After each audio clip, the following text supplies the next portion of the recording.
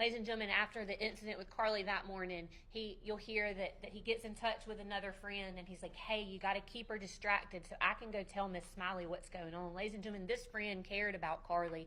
He was like, I gotta intervene. I gotta tell her. I'm afraid of what's happening. You'll hear from him that he did in fact tell Miss Smiley. That after 4th block that day, he goes and he tells Miss Smiley, hey, Carly has got these vapes. She's got this phone. Ladies and gentlemen, you'll hear then that Carly Gregg rides in the car home with her mother from school to their house. They leave school sometime after 3:30. They get home a little before 4. You'll hear that when they get inside the house, it's only their 2 dogs, Ashley Smiley and Carly Gregg. Immediately, Carly goes and lets the dogs out. You'll hear testimony that Ashley then goes into Carly's room. You'll hear that while Ashley is in her room, that Carly's still outside. At some point, Ashley finds what law enforcement believe to be the 4 boxes that contain vape pens. Testimony will be that we believe she carried them from Carly's room to her bedroom, went back to searching Carly's room. The evidence will show that almost immediately upon Carly coming inside the house,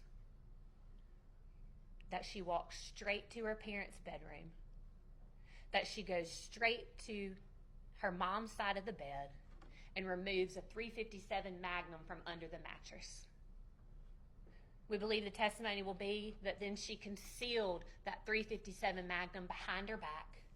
As she walked through the kitchen, she peeks her head around. We believe the testimony will show that she peeks her head around the kitchen to make sure that her mom hasn't come out of her bedroom. We believe the evidence will then show that she walked with that .357 Magnum behind her back, walked into her own bedroom, and then fired 3 shots into her mother, killing her. We believe the testimony will then be that very moment after she shot and killed her mother, she then hides that gun back out of the camera, walks back into that kitchen, sits down on a stool with the gun behind her, picks up her mother's cell phone, puts her mom's passcode into the phone. We believe the testimony will be that then she texts her stepdad and said something to the effect of, "When will you be home, honey?"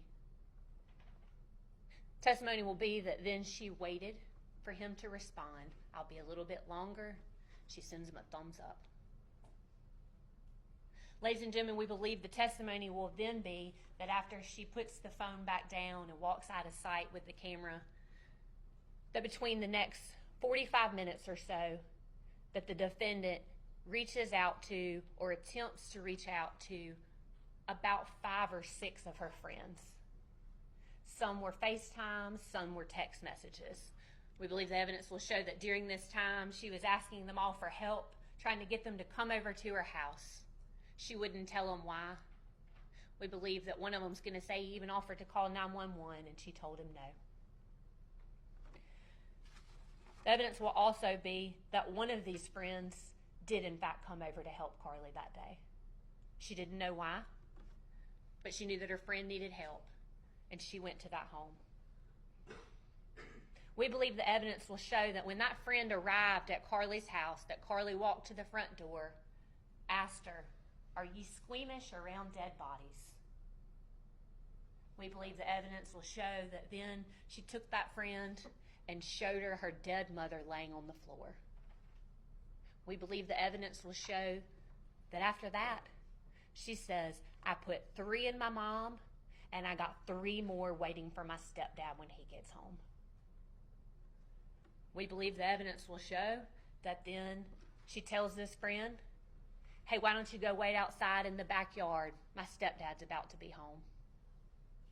This friend will testify that she does go in the backyard and she hears gunshots.